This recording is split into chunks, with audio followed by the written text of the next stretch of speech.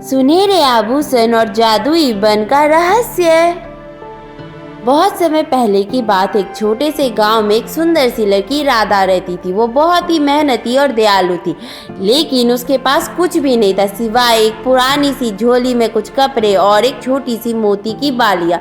राधा का सपना था कि वो एक दिन अपनी कड़ी मेहनत से अच्छा जीवन जी पाए, लेकिन उसका मन कभी भी दुखी नहीं होता था। गांव के पास एक घना और रहस्यमय जंगल था, जहाँ लोग जाने से डरते थे। कहा जाता था कि उस जंगल में एक जादुई पेड़ है जो किसी को भी अपनी इच्छा पूरी करने की शक्ति देता है, लेकिन ये पेड़ बहुत दूर और कठिन रास्ते पर था, इसलिए कोई भी वहां जाने की हिम्मत नहीं जुटा पाता था। राधा के दिल में ये जिज्ञासा थी कि वो उस पेड़ तक कैसे पहुंच सकती है। एक दिन उसने सोचा, अगर मुझे मेरी मेहनत का फल और सुखमय जीवन चाहिए तो मुझे उस जंगल में जाना ही होगा।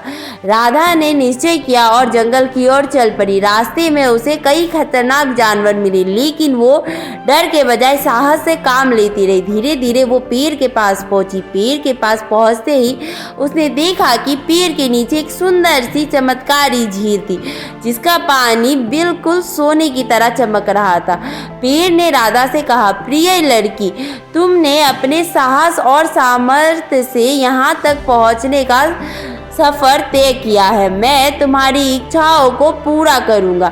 बताओ तुम्हारी क्या इच्छा है? राधा ने थोड़ी देर सोचा और कहा, मैं चाहती हूँ कि मेरे पास इतना धन और सुख हो ताकि मैं हर किसी की मदद कर सकूं। पेड़ ने मुस्कुराते हुए एक सुनहरी आभूषण राधा को दे दी और कहा, ये तुम्हारी इच्छाओं का प्रतीक है। इसे पहनकर तुम अपनी मेहनत से दुनिया को बदल सकती हो। राधा ने आभूषण पहना और वापसी के रास्ते पर चल पड़ी। रास्ते में आते ही उसका सामना कई लोगों से हुआ जो अपनी परेशानियों में घिरे हुए थे। राधा ने अपनी आभूषण से प्राप्त शक्ति का उपयोग करके सबकी मदद की।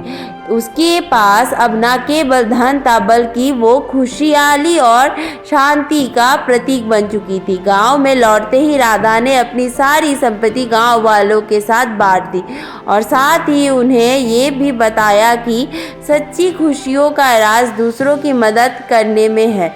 जंगल का जादू सचमुच था, लेकिन वो केवल उन लोगों को मिलता था जो दिल से अच्छे होते थे। और इस तरह राधा ने अपनी मेहनत, साहस और अच्छाई के बल पर न केवल अपनी जिंदगी बल्कि पूरे गांव की तकदीर बदल दी। वो एक प्रेरणा बन गई और उसका नाम हमेशा याद किया गया।